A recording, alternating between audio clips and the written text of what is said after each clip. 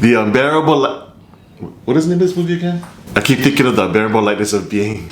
The Unbearable Weight of Massive Talent is a new movie starring Nicolas Cage, who is in essence playing Nicolas Cage. In the movie, he's playing himself. He's an actor who's looking for his next big role in a movie, but he's kind of down on his luck. He's got marital problems. He doesn't get along with his daughter. So he's just kind of looking for guidance in his career. And then an opportunity comes up for him to collect $1 million just by attending this rich guy's birthday party who's really a super fan of his work. Which begs the question, if you were a super rich billionaire, who would you bring to your birthday party for $1 million? For me, it'll be the muscles from Brussels, Jean-Claude Van Damme. Yeah, that's right.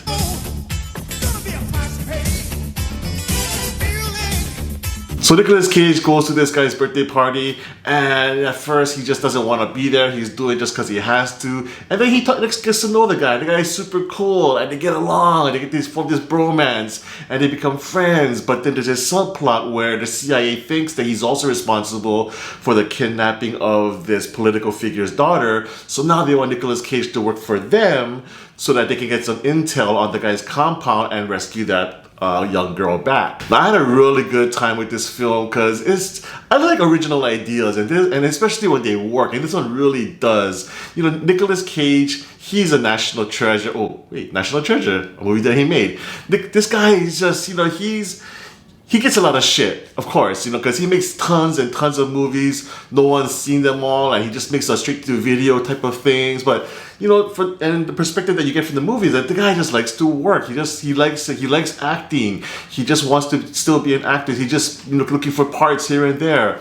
But you know, let's not forget the genius that his work has shown him to be. I mean, you got the action movies, The Rock, Face Off, Con Air, etc. You get the drama movies like Leaving Las Vegas. You get the comedies like Raising Arizona. I mean, this guy can do it all, and with his own Nic Cage flair, and I love it. And I love him.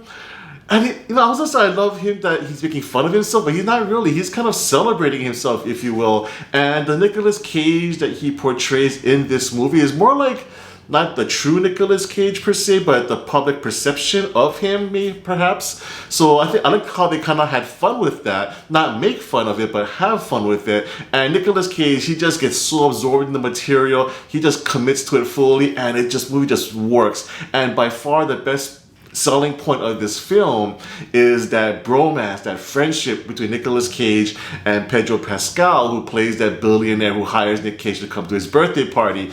You can just see how Pedro Pascal's character, a man named Javi, is just a super fan. He has this little mini museum of Nicolas Cage movie paraphernalia, and he's just so obsessed with this guy, but not in a real creepy way. He just wants to hang out with the guy, become his friend, you know, perhaps have him, you know, be in his movie that he's written. So I just love how this movie takes the time to build this friendship, and it's very organic and it's very believable. And by like the midpoint of the movie, you can really buy off on how these two guys are really good friends, and how it really hurts Nic Cage that he has to work for the CIA in order to try to bring this guy into their custody. So that was by far the best point of the movie, and the movie is just funny. There's a lot of laugh out loud moments. Again, I love how they didn't make fun of Nic Cage, but they celebrated Nic Cage, and the comedy in that sense really, really works. There's tons of times where I just thought this movie was just so clever and so funny. And talk about clever, this movie is, you know, there's a trend for a lot of meta content in the movies nowadays, and this movie does it really well. I think it does meta, probably one of the better meta movies out there, and not because it doesn't force it. I mean, talk about meta not working. Matrix, the latest one, whatever it was called, the fourth Matrix movie, that one was meta just for the sake of being meta, and it just didn't work. It felt really forced.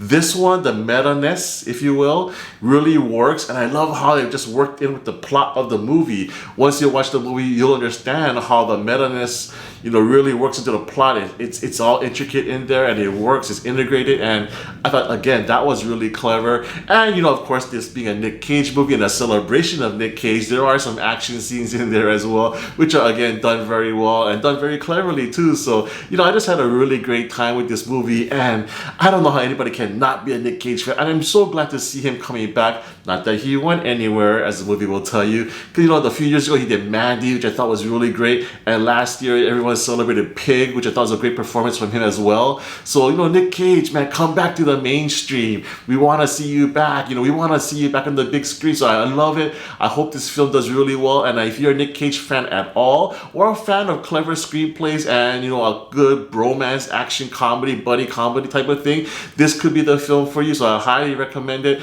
And for me, The Unbearable Weight of Massive Talent gets a 9 out of 10. Thanks so much for watching my review. If you like it, please give me a thumbs up. And if you haven't done so already, please subscribe to my channel, MC On Film, for more reviews in the future.